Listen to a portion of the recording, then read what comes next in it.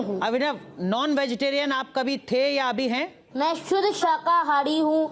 मैं प्याज लहसुन भी नहीं खाता। आपकी एक वीडियो और बहुत वो वायरल जो हो रही है वीडियो वो जिसमें लॉकडाउन का है, एक मिनट। जिसमें मैंने ऑनलाइन एक पोयम सुनी थी और मैंने दोहरा दी। अच्छा बेटे, पोयम है वो? मम्मी खाना बनाती है गरम गरम, खुद नॉनवेज नहीं खाती लेकिन मेरे लिए चिकन बनाती है। इसको ये मोटा मूर्ख पोयम कह रहा है। नहीं, ठीक है ठीक है, चलो अब इसके पापा की भी पोयम देख लेते हैं, क्योंकि ये तो मेरे में नहीं था। बहुत बड़ा प्लेटफॉर्म है बोलने के लिए। I was a hardcore non vegetarian. तो ये जो बदलाव लाया है ये अभिनव मुझ में लाया है। जब नहीं मतलब अब ये भी एक पोयम होगी। अगर उसके पापा पहले नॉनवेज खाते थे तो वो मोटा मूर्ख भी तो खाता होगा ना। मुझे नहीं फर्क पड़ता, फर्क नहीं पड़ता, फर्क नहीं पड़ता। Welcome back guys. तो आज मैं बात करूंगा अभिनव अरोरा के बारे में, जो एक 10 साल का मूर्ख लड़का है जो अपने आप को स्पिरिचुअल गुरु मानता है। मतलब इसमें उसकी भी कोई गलती नहीं है, उसके माता पिता नहीं उसको 10 साल की उम्र में गुरु बना दिया है बिजनेस करने के लिए। It's business. और मैं इस वीडियो में जो कुछ भी उस बच्चे के बारे में बोलता हूं, आप ये समझ लेना कि मैं इनडायरेक्टली उसके मम्मी पापा को ये सब चीजें कह रहा हूं, क्योंकि वो तो अभी 10 साल का मूर्ख लड़का है। उसको क्या पता क्या करना है क्या नहीं करना है। सब काम उसके मम्मी पापा ही उससे करवाते हैं बिजनेस करने के लिए। मतलब यार उस बच्चे को ढंग से बोलना तक नहीं आता है। मुझे फर्क नहीं पड़ता ऐसे तो वो बोलता है और खुद को पब्लिक स्पीकर बताता है। और ये भी मैं इनडायरेक्टली उसके माता पिता को ही बोल रहा हूँ कि उसको ढंग से बोलना तक नहीं आता है और उसके माता पिता ने उसको गुरु बना दिया है। तो आप इस तरह ही इनडायरेक्टली उसके माता पिता के साथ मैच कर लेना जो मैं उस बच्चे को कह रहा हूँ। तो आओ वीडियो प्रारंभ करते हैं। बहुत सुंदर। लेकिन अभिनव, हाल ही में जगत गुरु रामभद्राचार्य जी महाराज के मंच से जुड़ा जो वीडियो है वो काफी ज्यादा वायरल हुआ है। क्या कि जब आप मंच पर रामभद्राचार्य जी के पास पहुंचे तो उन्होंने आपको नीचे उतार दिया, मूर्ख बालक तक कहा। मतलब यार सभी इंटरव्यू में लगभग सेम ही क्वेश्चन ये लोग पूछ रहे हैं और उसका ये मोटा मूर्ख सेम ही आंसर दिए जा रहा है कि बात कुछ और थी, बताए कुछ और गई, सच छुपाया गया, अफवाह उड़ाई गई। ये मोटा सेम ही आंसर पहले जा रहा है भाई सभी इंटरव्यू में। और इन न्यूज चैनल वालों को भी मैं क्या ही बोलूं, सभी न्यूज चैनल वाले एक ही क्वेश्चन पूछे जा रहे हैं कि भाई रामभद्राचार्य जी ने तेरे साथ ऐसा क्यों किया, रामभद्राचार्य जी ने तुझे नीचे क्यों उतार दिया, फिर क्या किया रामभद्राचार्य जी ने। भाई दूसरे इंटरव्यू में जाके देख लो ना क्या किया। कोई न्यूज चैनल वाला ढंग का क्वेश्चन पूछ ही नहीं रहा है।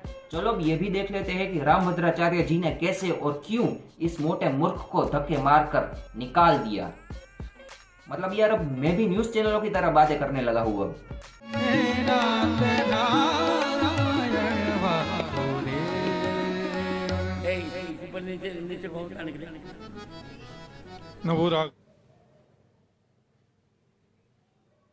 भाई ये कोई डांस पीरियड नहीं चल रहा है। प्रभु इतने सुंदर हैं, हम लोगों को तो सुंदर बनने के लिए सजावट करनी पड़ती है, श्रृंगार करना पड़ता है, लेकिन भगवान का सौंदर्य तो ऐसा अलौकिक और मधुराति मधुर है कि परम पदम भूषण भूषणांगम। भगवान को आभूषणों से सुंदर बनना नहीं होता, बल्कि गोविंद के श्री विग्रह में आकर आभूषण भी आभूषित हो जाते हैं। वहां पर क्या चल रहा है, कौन क्या कह रहा है, उस मोटे को कोई फर्क नहीं पड़ता।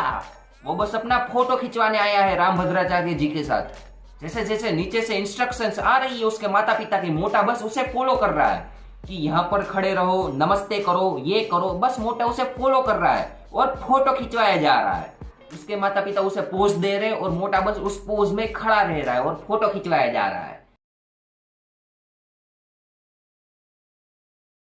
लोगों को बताने के लिए ओम नमो राघवाय।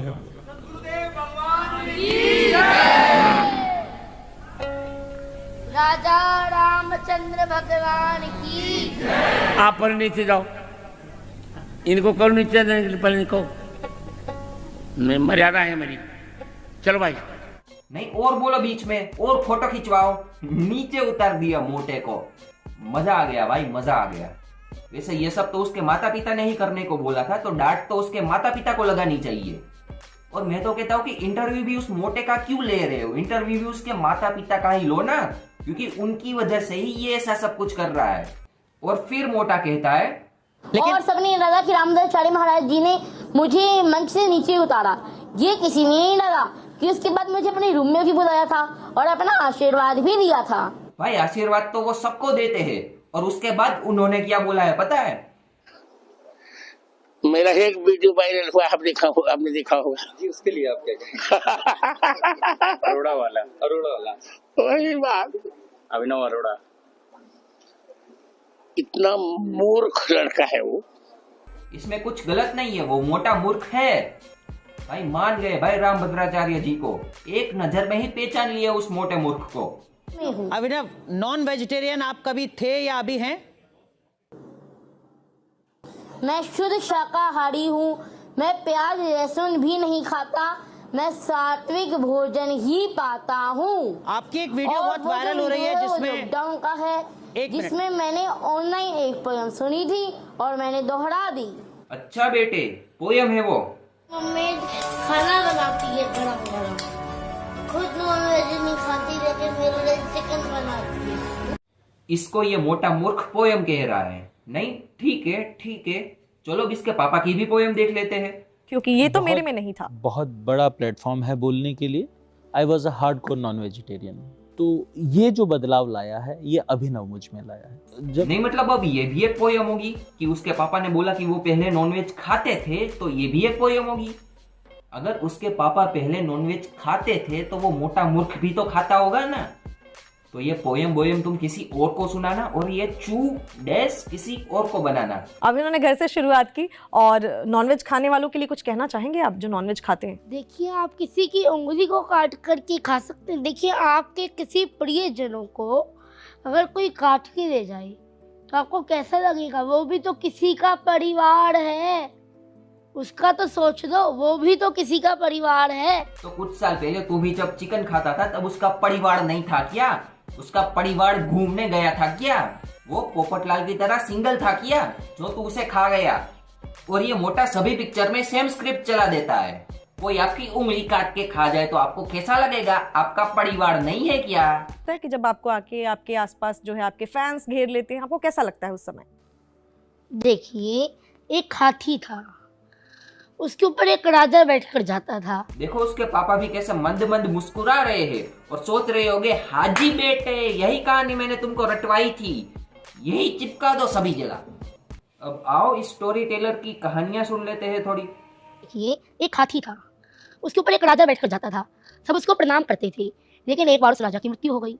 तो जब वो हाथी निकला तब कोई इसको प्रणाम ही नहीं कर रहा, सलाम ही नहीं कर रहा। तो उसने सोचा कि अब तक तो सब मुझे सलाम कर रहे थे, प्रणाम कर रहे थे, अब कोई मुझे प्रणाम क्यों नहीं कर रहा? अब क्यों मुझे कोई सलाम नहीं कर रहा? तो उसको पता चला कि लोग प्रणाम मुझे नहीं कर रहे थे, उस राजा को कर रहे थे। बेटे कौन से एग्जाम्पल दे रहा है भाई तू?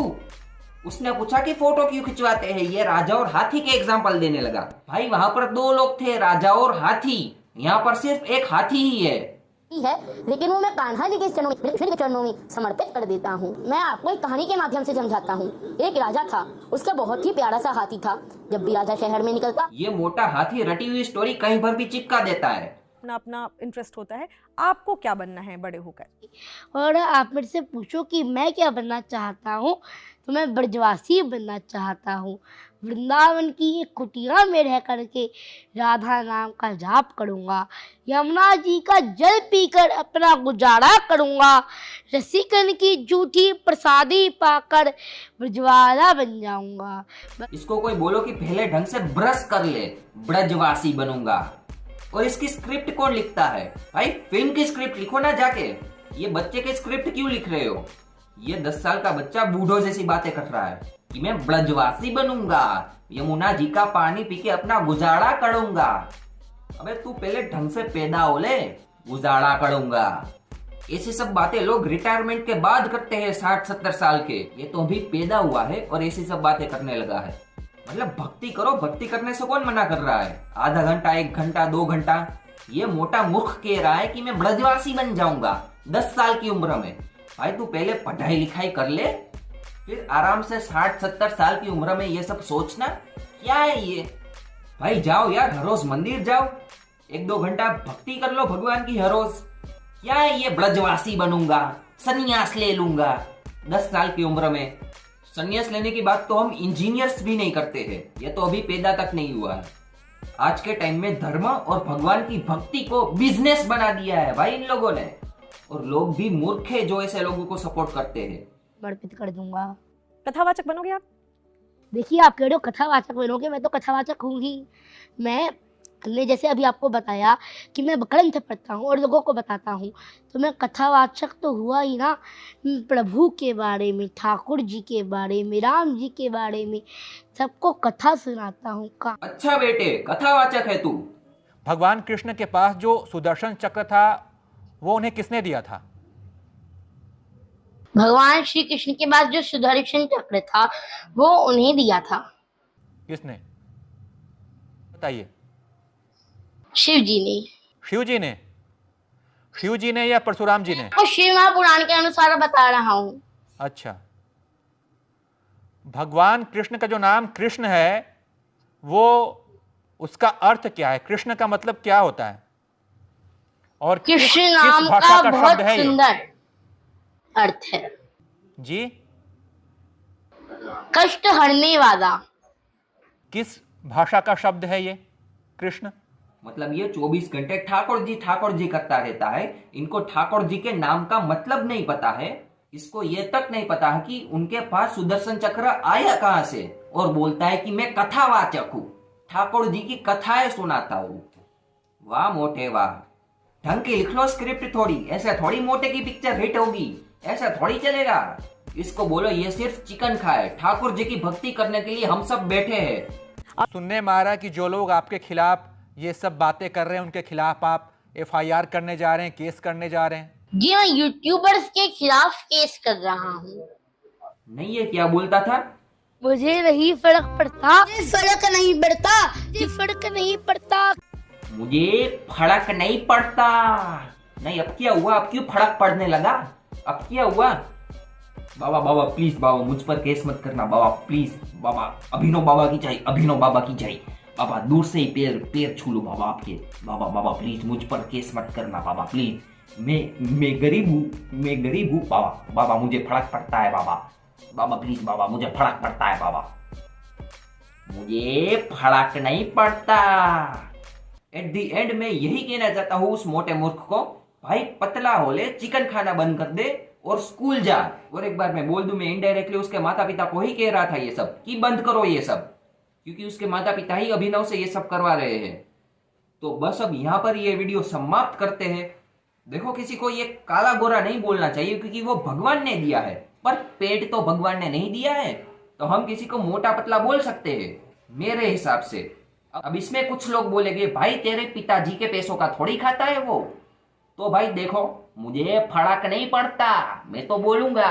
अगर इतना ही बुरा लग रहा है तो हो जाओ पतले, इसमें आपका ही फायदा है।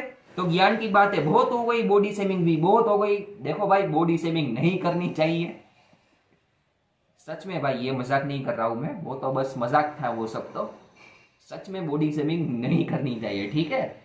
वो सीरियसली मत लेना जो मैंने कुछ देर पहले जो बोला था वो, ठीक है? तो बस अब यहाँ पर ये वीडियो समाप्त करते हैं, जल्द ही मिलते हैं अगली वीडियो में। Ta-ta, bye bye.